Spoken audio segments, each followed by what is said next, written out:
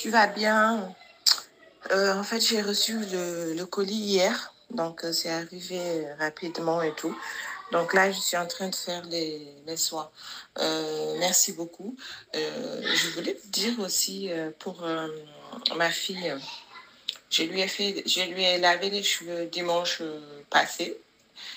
Samedi passé, pardon. Et bon, puisque j'avais pas de produits de renaissance, je lui ai lavé les cheveux avec des œufs, de l'huile, un peu d'huile et du citron. Donc, et j'ai remarqué hier qu'elle avait le cuir chevelu extrêmement sec et blanc. Dis-moi s'il te plaît, Elike, qu'est-ce que dois faire pour hydrater ses cheveux?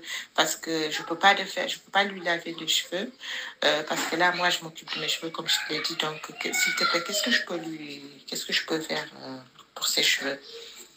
Voilà, merci beaucoup pour les produits et tout.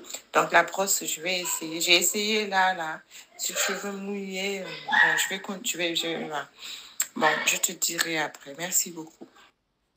Il faut arrêter les mélanges bizarres.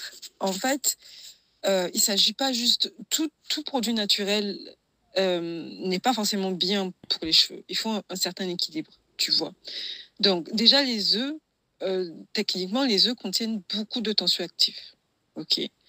On peut même faire un soin clarifiant uniquement à base de blanc d'œuf, OK, avec un certain mélange. Donc, les œufs, c'est déjà très abrasif, de base. Ça nettoie très, très bien les œufs. Ça nettoie tellement que ça rend les cheveux préalablement secs.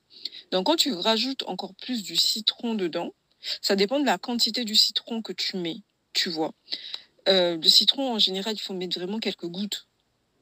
Voilà, histoire d'équilibrer un petit peu le pH des œufs, parce que les œufs ont un pH légèrement basique.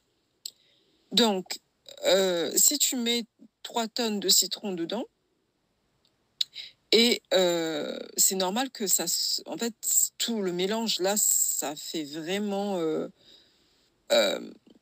pas top, quoi. Si elle a le cuir chevelu très sec, ça veut dire que ça a vraiment décapé, tu vois. Donc, dans ces cas-là, il faut faire un shampoing. Le mieux, c'est ça.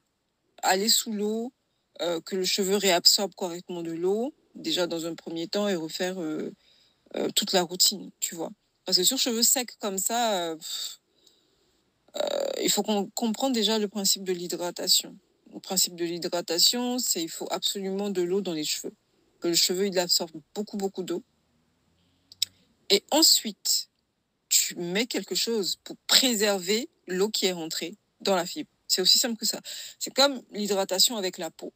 Quand tu mets de la crème sur ta peau, c'est pas la crème en elle-même qui va hydrater ta peau. Parce que ta peau contient déjà de l'eau, tu vois. Donc, la crème que tu vas mettre sur ta peau va avoir 2 fonctions, en fonction des actifs qu'il y a dedans.